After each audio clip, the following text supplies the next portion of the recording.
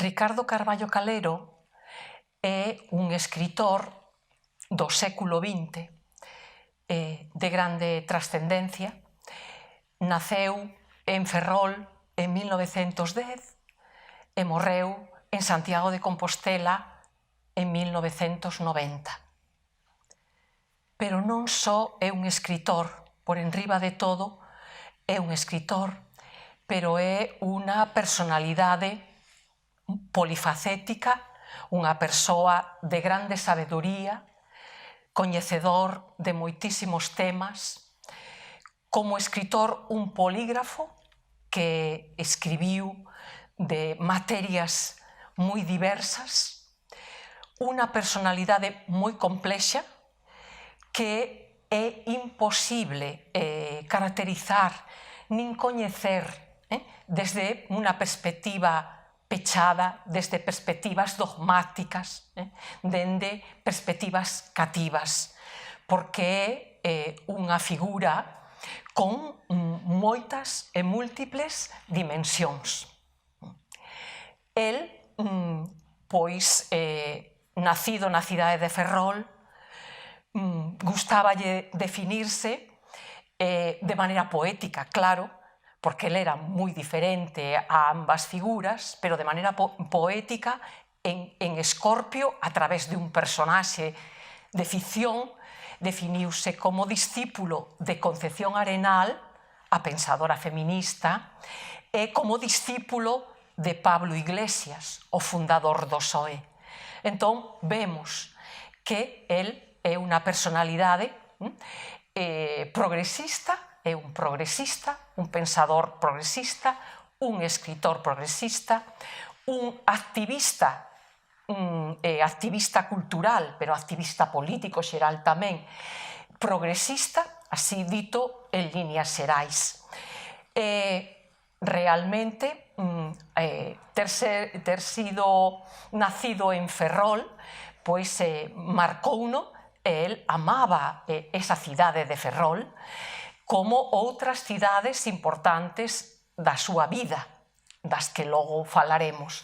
Pero Ferrol marcouno no sentido de cidade ilustrada, pero cidade tamén obreira, cidade vinculada á armada, cidade como a maioría das cidades galegas simbiótica, na que damos un paso e estamos no campo, damos outro paso, estamos na urbe, cidade mariñeira, xunto ao mar. Todo isto está de maneira moi profunda na súa personalidade.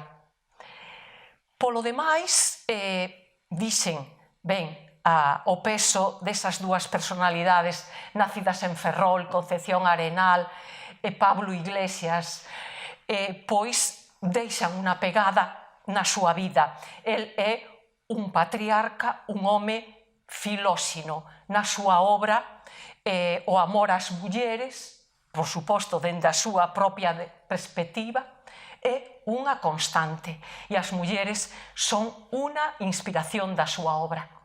E da súa obra e da súa vida, porque como profesor, pois tamén foi magnífico profesor de alumnas, de nenas, de mozas, de mulleres xa máis formadas, digamos, un mestre das súas discípulas e colegas. É moi respetuoso, é unha experiencia que hai que sinalar, con esa educación progresista, moi respetuoso no trato intelectual coas mulleres, algo que compre dicir porque dun home nacido en 1910, pero claro, un home ben educado, é un home moi respetuoso, un home humanista e progresista. Entón, con el podíanse manter relacións intelectuais, digamos, a par, aínda que fósemos, evidentemente, persoas as que falábamos con el, pois moitísimo máis novas, que estábamos aprendendo, que sabíamos menos, pero que el sempre nos trataba desde esta perspectiva, que podemos denominar hoxe feminista, pois a par como persoas con dignidade humana igual ás dos homes. Entón, isto é importante. Logo, que podemos dicir? A pegada progresista, socialista, pois el como traballador, cando empezou a traballar por primeira vez no Concello de Ferrol, pois afiliouse a UGT, dito co nome que tiña daquela, como traballador. E este feito de ser traballador, como se definía el? Que era un intelectual de grande sabedoría e moi profundo. Como se definía el por enriba de todo? Como un traballador da cultura, que foi o que máis foi, evidentemente, ao longo da súa vida, pero tamén un traballador do ensino, que ten que ver coa cultura, por suposto, pero que é outra dimensión, a educación. El foi por enriba de todo un enorme traballador e toda a súa vida pois estivo dedicada con enorme esforzo a traballar en dous sentidos. Primeiro, para gañarse o pan, na primeira conferencia que pronunciou en Ferrol, en castelán, pois se dicía: o que non traballa, que non coma, citando os clásicos do progresismo sindicalista e da esquerda. E así pensaba, e iso fixo sempre, traballar con grande esforzo na dureza da vida que tivo, que logo poderemos trazar de maneira un pouco máis precisa.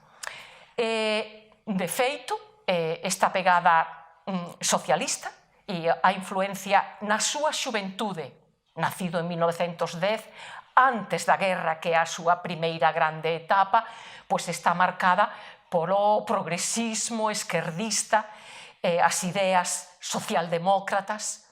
El sempre, ao longo da súa vida, foi antiautoritario. Foi antiautoritario desde o punto de vista ideolóxico. Por iso digo que máis ben socialdemócrata, socialista, pero isto entendido no mundo ideolóxico de antes da guerra. Cando digo antes da guerra, antes do levantamento militar de 1936, que é o período que marca a súa primeira etapa vital como intelectual e como escritor.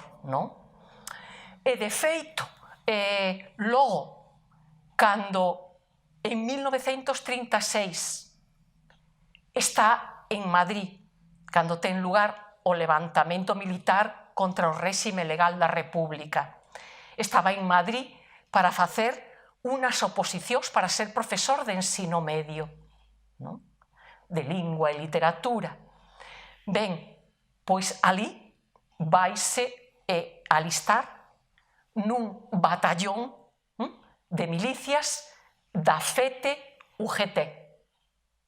Vemos outra vez como hai unha grande coherencia, unha liña que ten un sentido, e como a él lle gustaba, sistemático e coherente, de dignidade segundo os propios criterios.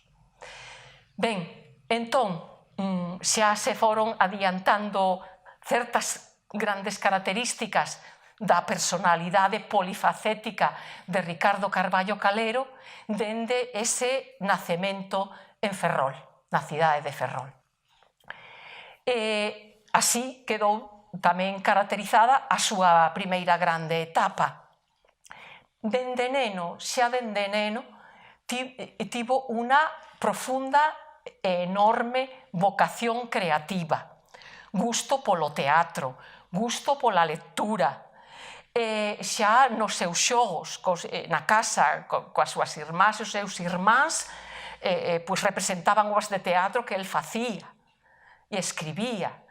E ademais deste gusto polo teatro, de maneira, xa digo, como un xogo ao principio, e da asistencia a representacións non demasiadas, hai que ver o contexto da Galicia daquela e do Ferrol daquela, xa, por enriba de todo, empeza a escribir versos, a facer poesía.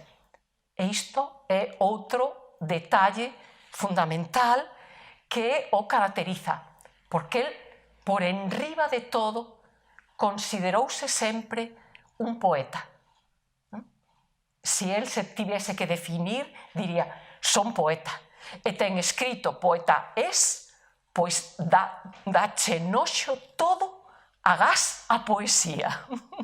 Entón, a poesía en sentido amplo, non só como a creación poética, como algo que vai moito máis alá do facer versos ou versificar, iso é realmente un detalle significativo, unha palabra básica para definir a Ricardo Carballo Calero pola súa vocación. E, de feito, como se dá a coñecer primeiro como escritor e publicando poemas na prensa da súa cidade natal de Ferrol, e logo tamén como se estrea como escritor e publicando libros de versos. Primeiro en castelán e despois en galego. Pero libros de versos. Entón, por enriba de todo, el considerábase un poeta e, ademais, un poeta lírico. Ou sexa, un poeta que expresa nos seus versos e na súa creación os seus sentimentos e pensamentos subxetivos. Un poeta lírico, por enriba de todo. Aínda que tamén fixo outro tipo de poesía, por suposto, épica e dramática, pero por enriba de todo é un poeta lírico. Que máis podemos dicir das grandes características, das características máis marcadas? Pois a da poesía hai que tela moi en conta, porque el, dende o principio a fin da súa vida, o que máis escribiu nunha cantidade enorme e inmensa foron versos. Uns mellores, outros peores, pero no terreo da poesía, da obra en verso, ten pezas magníficas, pezas magníficas. Podemos recordar versos que tamén o representan de maneira moi significativa, por exemplo, un leopardo son que lese a Biblia. Son uns versos dun poema moito máis longo que xa a partir deles nos podemos adentrar con eles, con estes versos, noutra característica moi marcada da súa personalidade, que é o peso que nel tivo o cristianismo, a cultura cristiá de Occidente, nacida en Occidente, ecuménica, pero nacida en Occidente. Esa característica é unha característica moi forte, xunto coa cultura. É un poeta culto e cristiá, ademais de existencial, con elementos, desde o punto de vista formal, eclécticos, clásicos e de vanguarda. Entón, estas son, así, as características básicas do conxunto da súa poesía, da súa creación poética, non? Pero poeta culto, dicimos, moitas veces en algúns poemas culturalista, moi culturalista, en este sentido hai que saber moito para comprender algúns dos seus poemas, máis culturalistas. Pero un poeta tamén, como un escritor e creador en xeral,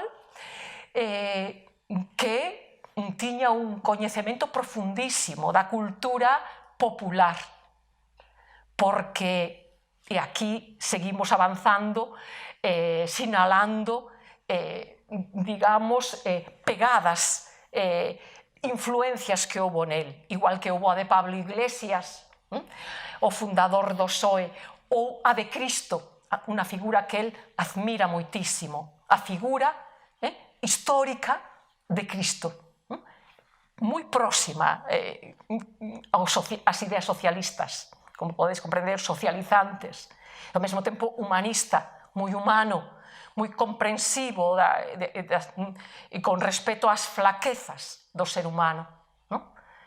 Ben, moi empático. Isto, na súa obra, queda esa forte e grande pegada. Pero que, como vos dicía, se enlazamos cos mestres, e digo mestres porque foron fundamentalmente homes, xa citei a Concepción Arenal, unha grandísima mestra para él, pero por enriba de todo, él vai ser un discípulo moi directo dos grandes mestres de nós, especialmente de Castelao, co que ten moitos puntos en común, sobre todo na primeira etapa da súa vida antes da guerra, porque igual que Castelao foi un político e un creador galeguista, membro do Partido Galeguista, igual que Carballo Calero, non? Carballo Calero sempre dicía que só pertencera na súa vida a un partido, o Partido Galeguista, fundado en 1931, no que é fundación na que el mesmo participou. E isto é tamén un detalle importante. Entón, vai ser unha figura polifacética como Castelao, aínda que el, evidentemente, non teña a dimensión plástica de dibuixante, pero sí ten unha dimensión, digamos, moito máis ampla en cantidade como escritor. E cando falo de cantidade non estou falando de calidade, porque a calidade literaria de Castelao, por exemplo, para min, igual que para Ricardo Carballo Calero, é magnífica como creador. E Carballo Calero, precisamente, ensinounos, entre outras moitas cousas, non só el, pero el insistiu moito nisto, cando Castelao estaba etiquetado por enriba de todo como un político, porque, claro, a súa dimensión como líder político do galeguismo foi importantísima e, claro, cando se tivo que exiliar xa a consecuencia da guerra civil e da dictadura, pois aí medrou para a xente moitísimo esa dimensión política que tivera sempre. Pero Castelao foi un creador plástico interesantísimo, con moitas dimensións e facetas dentro da plástica, e tamén un importante creador literario en todos os xéneros. Ben, pois Carballo Calero, entre os seus grandes mestres, tiña Castelao, evidentemente. Era moi distinto de Castelao, pero para el era un mestre. E outro dos grandes mestres de nós para Carballo Calero é Ramón Otero Pedrallo, outro membro do Partido Galeguista de ideoloxía un pouco distinta, máis conservadora desde o punto de vista religioso, sobre todo, e en moitos outros aspectos que Castelao, pero un escritor do mesmo Partido Galeguista que Castelao e que Carballo Calero. É un escritor con unha obra inmensa, outro dos grandísimos sabios que temos na nosa cultura, na cultura galega, que escribiu en galego por enriba de todo, pero que tamén escribiu en castelán. Estou falando de Ramón Otero Pedrallo, e que Carballo Calero coñeceu moi directamente, sobre quen Carballo Calero escribiu moitísimo de maneira moi lúcida, dándonos a coñecer a esta personalidade, que foi, por outra parte, un grande amigo del e de quen aprendeu moito. Entón temos entre os seus mestres dos que el aprendeu, que tivo como figuras referenciais, a estes dous mestres de nós. Pero antes que estes dous grandes mestres de nós, e para non multiplicar, porque el aprendeu, como é lóxico, como persoa aberta, de un número infinito de fontes que lle interesaron, evidentemente, como sempre debemos facer, pero hai unha figura anterior do século XIX que el admirou profundamente e da que el aprendeu moitísimo e que, se a cito frente a outros homes, pois é porque é unha figura fundamental da súa vida e súa obra e da cultura do noso país e da cultura universal, que é Rosalía de Castro.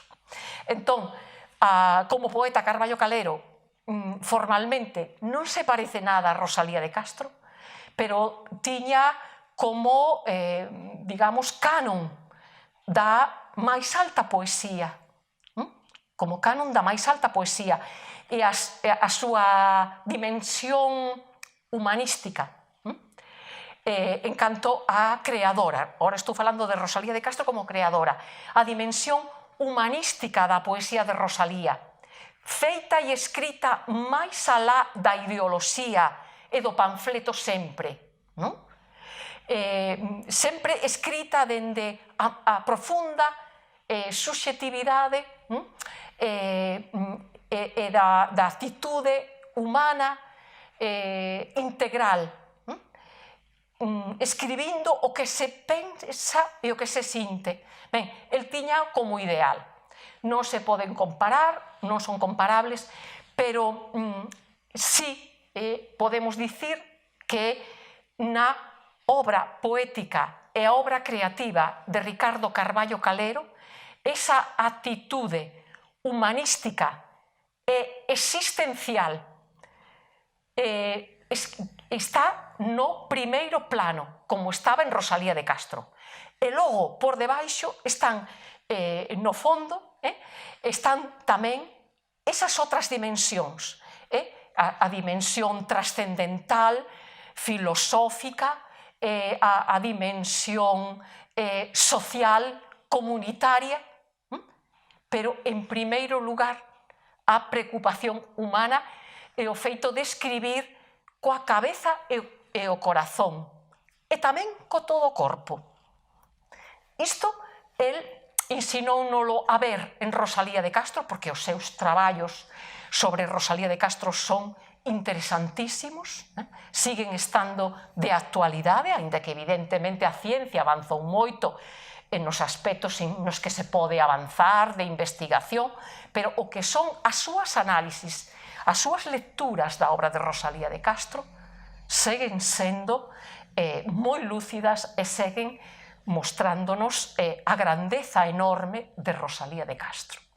Entón vemos que figuras, digamos, anteriores a él, por sinalar así algunhas das máis básicas, o marcaron, figuras das que el aprendeu e que nos transmitiu, porque que nos transmitiu as súas alumnas, os seus alumnos, as súas discípulas, os seus discípulos, de distintas maneiras segundo as idades e os momentos, porque el, claro, é unha figura polifacética moi marcada tamén en moitos aspectos por presións familiares, económicas, en momentos dados.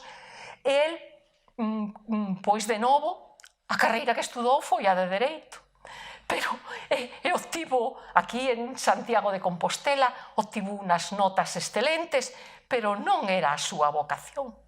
Agora aí aprendeu moito, e iso valeulle moito para a súa formación, o rigor xurídico, o rigor no emprego da linguaxe con total exactitude, o coñecemento, digamos, da sociedade, do mundo das leis, non? Entón, iso vai estar moi profundo na súa formación, pero a súa vocación eran as letras. Entón, rematada a carreira de Dereito que fixo por razóns de, digamos, de interese económico máis ou menos, que logo non exerceu, pois, rematada a carreira de Dereito, puxose a estudar Filosofía e Letras, que era a súa verdadeira vocación, pero antes obtivo un traballo no Concello de Ferrol para gañar a vida e poder casar coa súa muller, María Ignacia Ramos, que é a quen coñeceu na universidade, que era unha muller tamén das pioneiras, mulleres que entraron na universidade nos primeiros anos antes de 1936, María Ignacia Ramos, que finalmente sería como se gañaría a vida, profesora de ensino medio de Xeografía e Historia. Ela, María Ignacia Ramos, tamén escribirá algo cun pseudónimo moi fermoso, o de María Silgar, unha obra menor, porque ela toda a súa vida se dedicou de maneira especial a gañar o pan, a ser profesora e a atender a súa familia. Nas condicións complexas que logo veremos un pouco máis adiante da vida familiar e da vida de Ricardo Carballo Calero. Entón vemos que persoa esforzada, estuda dúas carreiras, unha por imperativos económicos e outra por pura vocación. Rematada a carreira de Filosofía e Letras, pois xa é cando decide presentarse unhas oposicións para ser profesor de ensino medio, primeiro. É cando, como adiantei antes, vai ir a Madrid, que era onde se facían as oposicións antes, na capital, para obter esa praza como funcionario do Estado. Vemos entón que, digamos, un exemplo dixe ás veces, pois hai que aprender da xente, ben, o esforzo enorme de traballo que supón isto. Esta carreira, claro, xa con máis vocación a estudou, gustáballe máis, e tiña que ver coa vocación primeira de ser escritor e, polo tanto, traballar sobre a literatura, sobre os escritores e as escritoras. Ben, entón vemos como esa vocación de profesor tamén a vai ter dende o principio. Xa tamén testemunhos familiares nos din que xa lle daba clase aos irmáns na casa. Antes se aprendía así a ensinar nas familias, porque os pais e as nais, segundo en cada caso, ensinábanos a ler, ensinábanos a facer as contas, e logo os irmáns maiores ensinábamos os pequenos. Eu tamén teño esa experiencia, o sea que entón xa aprendías a ensinar aos que lles gustaba, pois podían seguir logo con esa vocación do profesorado, e entón el xa tivo dende neno, explicaba moi ben, explicaba magníficamente con suma claridade, pero a súa vocación máxima era realmente dende novo ser profesor e ser tamén investigador da literatura, polo tanto ser filólogo, un amante das palabras, estudoso das mesmas, e o seu obxectivo máximo era ser profesor universitario, porque tiña pola universidade unha grande devoción, porque tiña pola sabedoría unha grande devoción. E, de feito, dice que saudou sacando o sombreiro, como levaban antes, cando chegou á universidade en sinal de respeto. Ben, entón, está máis ou menos trazada as grandes líneas da súa vida, e como vos digo, como profesor que deu en todos os niveis, dende a nenas e nenos pequenos, ensino medio e, finalmente, na universidade, pois, que facía por enriba de todo? Como os mellores profesores. Ensinar o amor ao que el amaba. Porque é moi difícil. Dicía o Jorge Luis Borges, non se pode ensinar nada, só se pode ensinar o amor a algo. Entón, nas súas clases aprendías a amar o que el amaba. A amar Galicia, a amar a sabedoría, a amar a creación, a amar a poesía, a amar o teatro, a literatura, a amar as persoas, dito así, digamos, de maneira máis positiva. Estas cosas as aprendías. Aprendías a amar a vida, o que tiñas máis próximo, tamén nos daba unhas leccións magníficas con respecto ao amor o máis próximo, as cousas inmediatas, ou se daba unhas magníficas leccións anticolonialistas, antiimperialistas, pero non dicindo estas palabras, senón dicindo, saio encerado, a ver, poña aí o nome, escriba o nome do presidente da República Francesa. Entón, como estaba na prensa en todas partes, sabíamos escribir Charles de Gaulle, perfecto, francés. Ben, logo, sente, como se chama o río que pasa ao lado da súa casa? E non sabía. E non sabe escribir o nome do presidente de Francia, e non coñece o nome do río que pasa xunto á súa casa. Isto dito a uns nenos de 9-10 anos, nenos e nenas.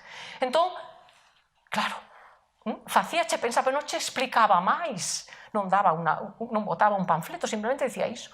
Pois, a ver, entérese como se chama. Era leccións así. E logo na universidade de outro tipo, claro, eran distintas. Entón, esa dimensión de profesor é importante. É verdade, cando a raíz do levantamento militar de 1936, que o colleu en Madrid para facer as oposicións, deixando en Galicia a súa muller, María Ignacia Ramos, a punto de ter a súa primeira filla, Margarita, a que logo chamaron poéticamente Magalí, en homenaxe a Mireia de Mistral, a poesía occitana. Ben, pois, el foi a cumprir co deber para gañar o pan, e ser profesor e coa súa vocación, e deixou a súa muller coa familia en Lugo, e naceu a súa filla, e el non a vería ata que tiña 5 anos. Porque entón veu a Guerra Civil, el foi miliciano, e logo, pola súa formación, pois foi oficial, tenente do exército republicano, e, ao rematar a Guerra Civil, claro, estivo no bando derrotado, e estivo a sorte, digamos, de ir ao cárcere e non ser asasinado, non padecer pena de morte. Estivo ata o ano 41 no cárcere de Xaén, porque el pasou a Guerra Civil en Madrid, Valencia e Andalucía. E na súa obra creativa isto está presente. Estes lugares están presentes na súa obra. Vemos como, entón, é un escritor do século XX, do tránsito, do, podemos chamar, modernismo ao posmodernismo, posto que morre en 1990, e a súa obra vai evolucionando ao longo destas etapas, pero sempre cun criterio moi persoal, bastante inamovible. Entón, eses principios humanistas de independencia e individualismo, combinado co compromiso co compromiso social cas xentes próximas para levar a cabo distintas funcións como podía ser a galeguización do país antes da guerra. E antes da guerra el foi un brillante político dentro da política galeguista e tamén dentro da militancia escolar. Un pioneiro como dentro da FUE, do sindicalismo universitario.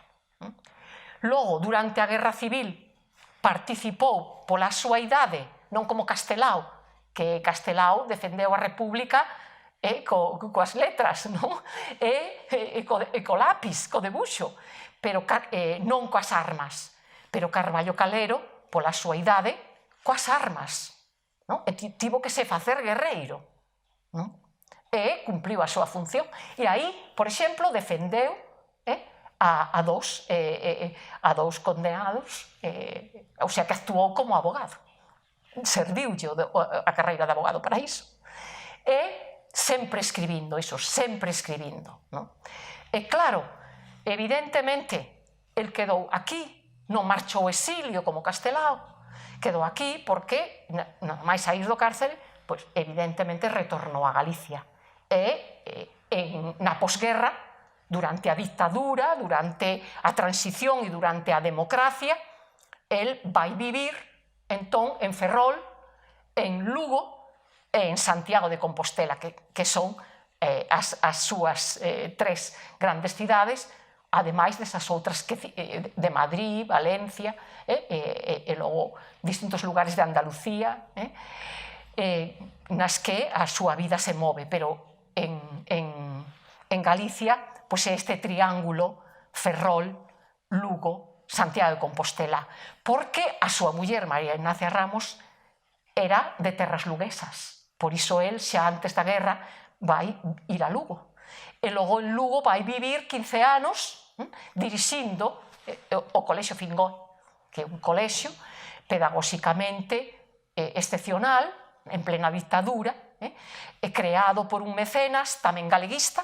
Antonio Fernández, un colexio que é herdeiro do Instituto Escola e da Institución Libre de Enseñanza.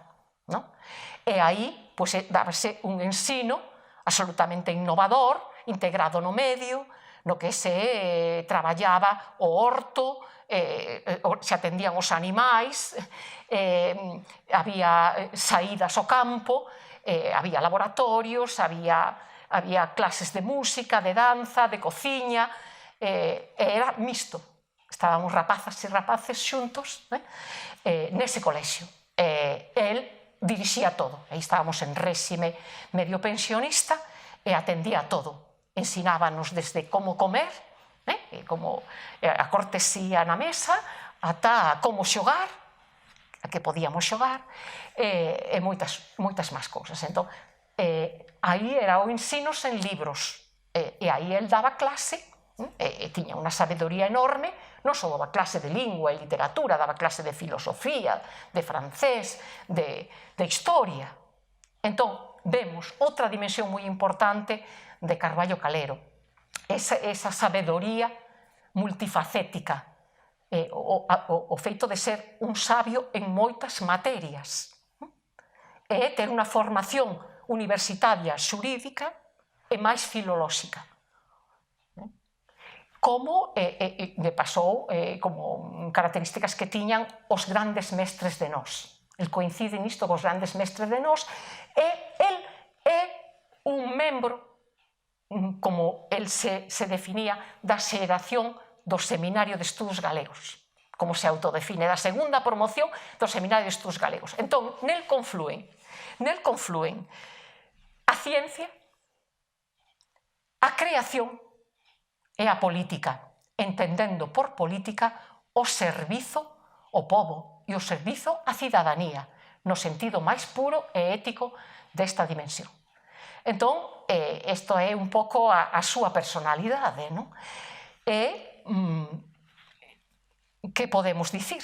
Que todas estas dimensións que fun trazando del o político, o profesor, o filólogo, o polímata, a persoa sabia en moitas materias, todo isto conflúe, tamén era un moi bo orador, un moi bo didacta, un moi bo pedagogo, todo isto conflúe e todo está organizado de cara a traballar polo que amaba e o que máis lle gustaba, que era traballar porque Galicia fose un pobo que se amase a si mesmo, con bo amor.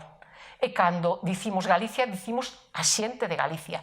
E finalmente conseguiu os seus desexos máximos, porque finalmente foi profesor da Universidade de Santiago de Compostela e foi o primeiro catedrático de Lingüística e Literatura galega da Universidade de Santiago de Compostela. E aí, formou un alumnado moi numeroso que, desde logo, pode gustarlle máis ou menos a súa personalidade, pero non creo que ninguén se poidese esquecer del. Aí, as persoas que tivemos a sorte de ser as súas alumnas e os seus alumnos, gozamos tamén do seu saber.